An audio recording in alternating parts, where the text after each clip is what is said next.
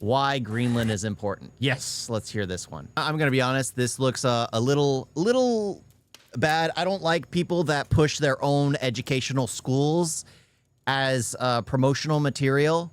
But yeah, this is a Think School, Greenland's secret superpower. Yeah, the first thing is him pushing his own course. Most things like that are all scams, like the Andrew Tates of the world, the Look Maxers, all those who make courses that are just nonsensical. It just reminds me, like, so him doing this is just like, I don't know. Please go ahead, ma'am. Why is it so important to you to own it when you have a military presence there, which you could expand to affect security? Because when we own it, we defend it. I mean, that does make sense. There's no point in paying otherwise. You just want to have the benefits of it. Right now, we are going to do something on Greenland, whether they like it or not. You know, we'll take over Greenland. We're not going to have Russia or... Yeah, it's very scammy. Yeah, seeing something like that always gives me a red flag about a YouTuber or streamer or whatever when they have educational courses. Like, that's me giving educational courses on how to be American. Yeah, that nonsensical stuff. How to be American. It's so stupid. It's so stupid. China as a neighbor. I would like to make a deal, you know, the easy way, but if we don't do it the easy way, we're going to do it the hard way. The world is at the brink of a great war, and it might just start with Donald Trump taking Greenland. U.S. President Donald Trump says his country will acquire the Danish territory of Greenland. The thing is, it's like it's the U.S. that constantly controls the whole thing. Has always protected it, has always had a defense force there, has always had all that. Oh, thank you for becoming a member. Always been the case. But it's like now they want to turn it into like a colony. It'd basically be its own thing, like a lot of the other colonies that the U.S. Operates through. They just follow the U.S. law. They have U.S. infrastructure. They have all that, but at the same time, it's the U.S. The U.S. has its back, and the U.S. doesn't need to pay into NATO forces, which are the U.S. forces there to protect and operate. Greenland for national security and even international security.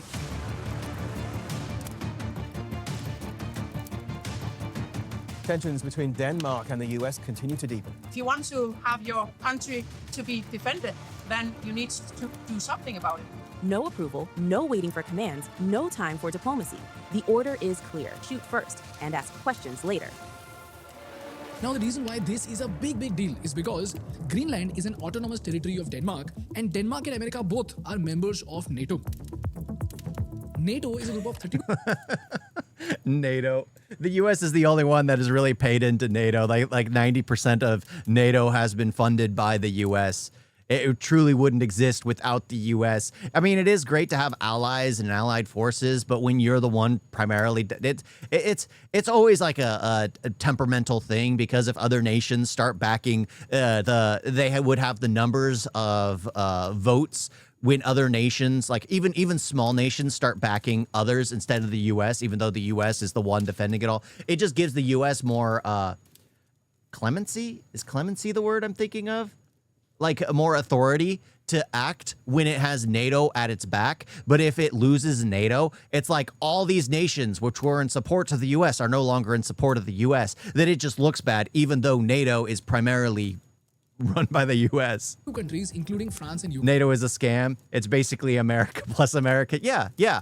Which is weird. Like now that the U.S. wants to do something which is against NATO, it's just, yeah, it is the U.S. It is primarily the U.S. because nobody else has the military force to do anything for NATO. Okay, both of them being nuclear powers, and NATO's Article 5 says that an attack on one is an attack on all.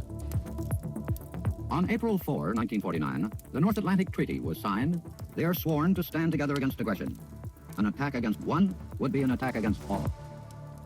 So if the US forcefully tries to take Greenland, technically by law, Turkey, Germany, Canada, France, UK, and even Poland will have to go to war against America.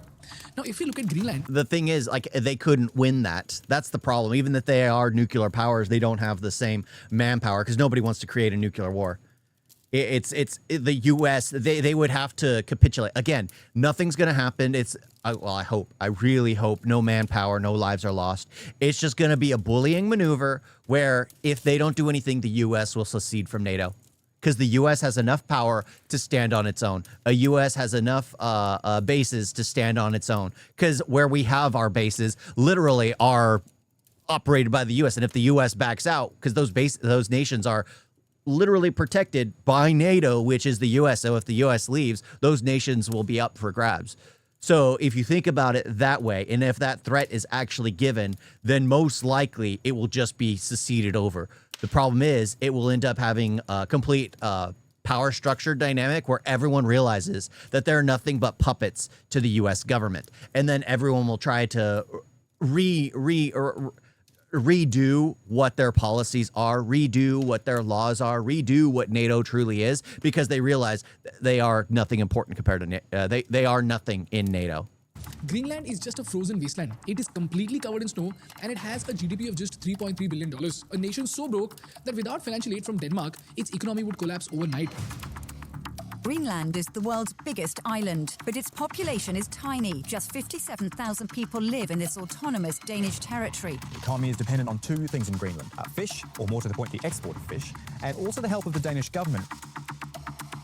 So the question is, why is Donald Trump risking his alliance with Europe over a poor wasteland? What is hidden beneath that snow that makes it so valuable that Donald Trump is willing to go to war for it? And if Donald Trump decides to take Greenland, can World War III actually begin? Before we move on, I would like to thank Outskill for supporting our content. People, I want you to be ahead in the AI curve. That is why I'm inviting you to an exclusive 2-day live AI training program, which is happening this weekend, Saturday and Sunday, from 10 a.m. to 7 p.m. IST. Normally, this program is... I'm watching Durandar tomorrow. I'm watching it tomorrow. Yeah. But again, it's like it could easily be taken. Greenland could easily be taken without much issue. The problem is it's going to set a precedence. And once it sets a precedence, it's just everything's going to be over. Everything's going to be over. Like the mask is off. There's everyone is going to have to be Pinocchio and try to become a real boy at that point, because they will realize that they're consistently being puppeted by the U.S. because they will like before it's they can show face, they can do this, and the U.S. will be like, okay, it's fine. Okay, it's fine. Okay, it's fine. But at that point in time, it's going to be like, all right, we absolutely are not important. People, Greenland is important because of two reasons. Look at this map. To you and me, Greenland looks like a useless block of ice. But to the US, this is... It's funny how Greenland is covered in ice and Iceland is basically covered in farmland, all green. I hate that. I hate that. Levi, all know it, and it is slowly changing. Yeah, slowly. Perhaps the most important strategic location to conquer. Why? Because if you look at the globe from the north... AI, that's why I can't build my PC. Exactly. I was going to buy more RAM for my PC. Luckily, I built my PC way before AI had its massive boom, like just a few months ago, and I was going to get more RAM for my PC. And then I looked at it at the beginning of the year. I think it was actually right before the end of the year, and it was like $250. And then I looked at it again. It was $800 for the RAM I was going to get. It is the exact geographic midpoint between the two greatest nuclear rivals in history. America on one side, Russia on the other. Let's be real. A full-armed EU would be a danger to America, too. Let's remember Islamists are already taking it over. Well, yeah, the thing is, there are no arms in the EU. It's a very non-violent, I guess, because even most of their cops run around with a stick instead of a firearm. Yeah, which seems strange to me. So in simple terms, whoever owns this island controls the front door of the Western world. Now, controlling Greenland will give two superpowers to America. Number one is the trade superpower. Look at the map. For over a century, global trade has been held hostage by two major choke points, the Panama Canal and the Suez Canal. Every time someone blocked these choke points, the world came to a standstill. In fact, throughout history, you will see that either the Suez Canal is at the risk of getting blocked, or sometimes it gets blocked completely. In between, Egypt had actually blocked Suez Canal for 8 long years. And when the Suez Canal gets blocked, the ships will have to sail all around Africa. And that's when you get the Somali pirates out. Just to reach Europe. President Nasser delivering his fiery speech telling of his nationalization of the Suez Canal. Egyptian troops would seize the offices of the Suez Canal Company. And the vital oil supplies which are transported through it. Suez is a crisis which will push the world to the brink of nuclear catastrophe. But Greenland holds the key to a third option, a route that shipping companies have been dreaming of for decades. This route is called the Northwest Passage. Let me explain. You see, in the world of shipping, distance means more money. So if you ship goods from London to Tokyo via Panama, you travel 23,000 kilometers. But via Suez Canal, it's 21,000 kilometers. But you know what? Through the Northwest Passage, that distance comes down to just 16. Dang, and we already control one of those corners. I guess we have to share it with Russia. So, Putin, you willing to make a deal? Because Alaska, Russia, right here. That would be a perfect canal for both to make profit. Distance comes down to just 16,000 kilometers. That is a saving of 7,000 kilometers. So it also reduces 2 full weeks from the journey itself. And when you save 2 weeks of fuel and crew wages, you end up saving millions of dollars per voyage. And if you look at the map, Greenland is the gatekeeper of this route. So for any ship to enter this passage from the Atlantic or the Arctic, it must pass through Baffin Bay and Davis Strait. And Greenland sits right next to it. So if America ends up controlling Greenland, it will effectively control the entry point of the next valuable trade route on Earth. So do you see the bigger picture now? The thing is, the U.S. already controls the trade route with it sharing the border with Russia. So the U.S. could just monopolize it entirely, having both the entrance and the exit. Because again, if the U.S. has Greenland, they're going to have to share it with Canada. Donald Trump wants to buy Greenland because he knows that whoever owns Greenland will own the toll booth to the future of global trade. And if the first reason was about trade, the second reason is about survival. I knew you were there, Putin. I knew you were there. Sounds like a good deal, right? Splitting the bill half 50-50 between Russia and Alaska. Sounds good. If you look at the map again, Greenland is around 2,700 to 3,000 kilometers from New York and around 4,650 kilometers from Moscow. Now, why does this distance matter? If a missile is launched from Russia over the North Pole, the radars in Greenland can actually detect it. Therefore, Greenland effectively acts. Putin, what are you doing? Seriously, what are you doing? We just made a deal. As America's early warning system, giving the US military 15 to 20 minutes of extra warning time. Now, 15 minutes might sound very small to you and me, but in nuclear defense, 15 minutes could be the difference between intercepting a missile and New York being wiped off the map. Now, you might ask why this can be done with a strategic partnership also, na? Then why buy the whole island? Well, that is because Greenland is also a geological treasure chest. If you look at the last 50 years of US foreign policy, you will see a common pattern. Whether it is changes in regime in... Always wanting something. They always want something. It's just common sense. At least we have a president now that after he gets it, he admits to it. Just like with Venezuela, he's just like, we're going to go in, we're going to get the oil. It's good for the people, it's good for us. The Middle East or friendships in the Gulf. The US government always follows one resource, which is oil. And this is where we realize something absolutely shocking about Greenland.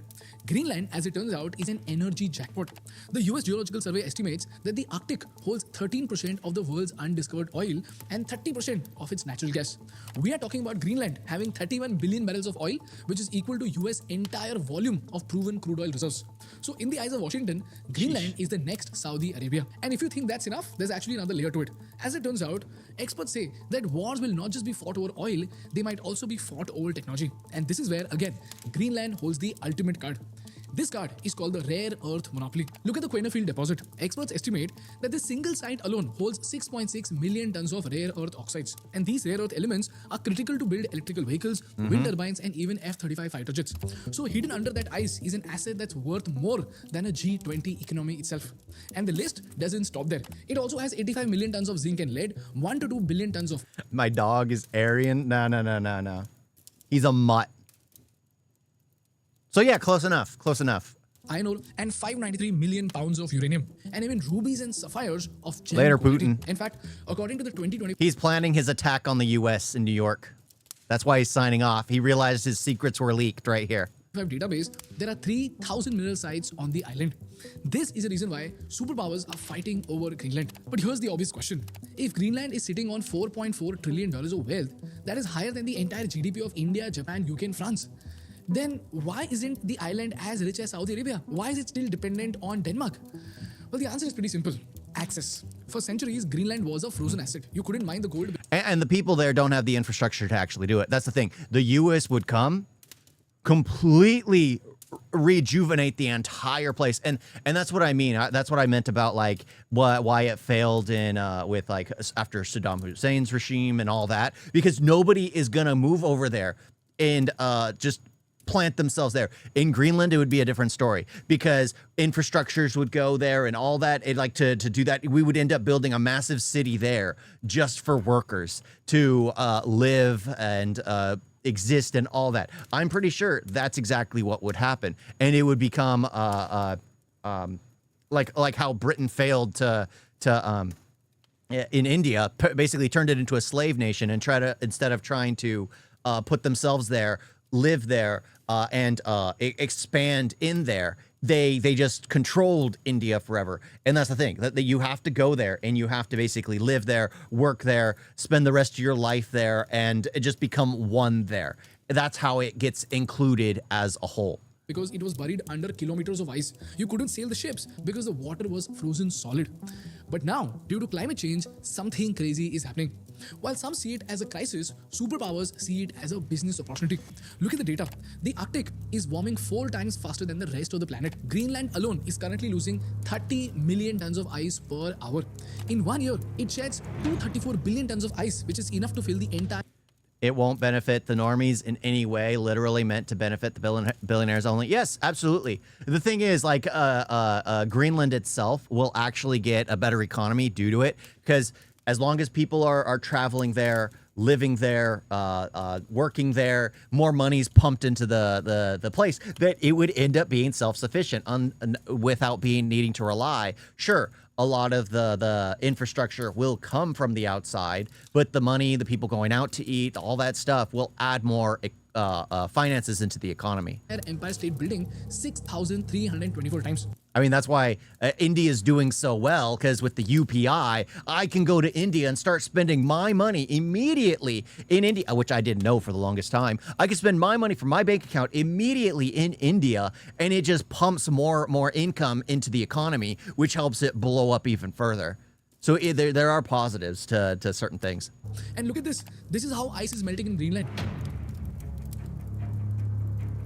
Firstly, as the ice recedes, the mines become accessible for drilling. Secondly, the frozen Northwest Passage turns into a cruisable highway where ships can sail without going through the Panama or the Suez canals. So climate change is practically escalating a conflict between Russia and America, which might very well be the root cause of World War III.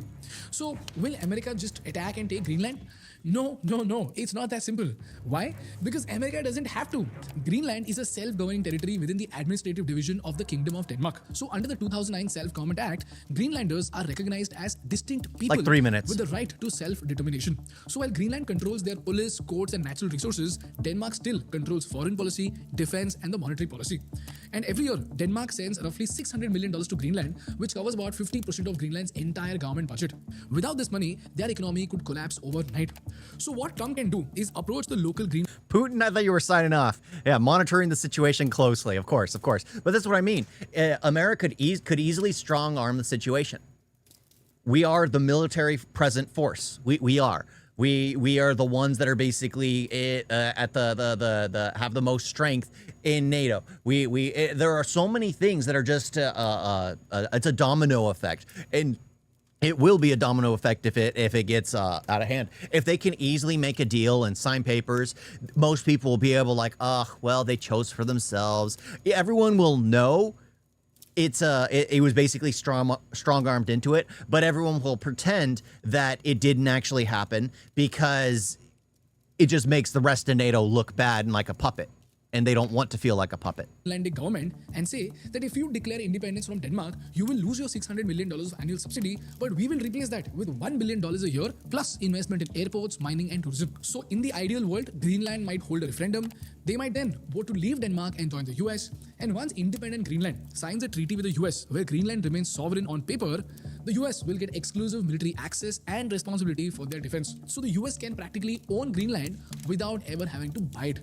But this is an ideal situation.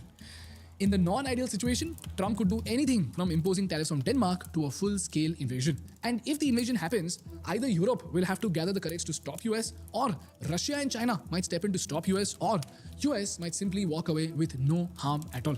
This is the reason why we say that the world is at the brink of a great war. And I just pray to God that the war never happens. That's all from my side for today, guys. If you learned something valuable, please make sure to hit the like button in order to support our work. And for more such insightful business and geopolitical case studies, please subscribe to our channel. Thank you so much for watching. I will... Yeah, but that's the thing. It's like in the end, like the U.S. is the power. Like, yeah, the U.S. is the strongest power in Europe. Yeah, the strongest power in Europe is America because we have our bases, we have all our strengths there, we have everything there. It is the well, it is NATO. Like I said, it is NATO. Absolutely, absolutely is. Hey, come on, get over here. You're not allowed over there. Yeah.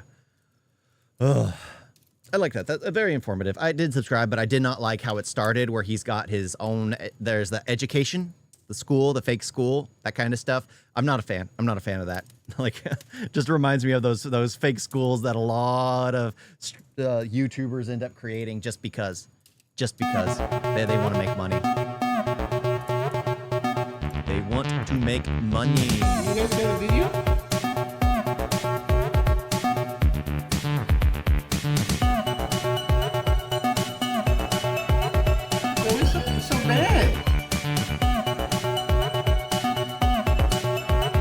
Don't forget to like and subscribe. Wait, wait like that.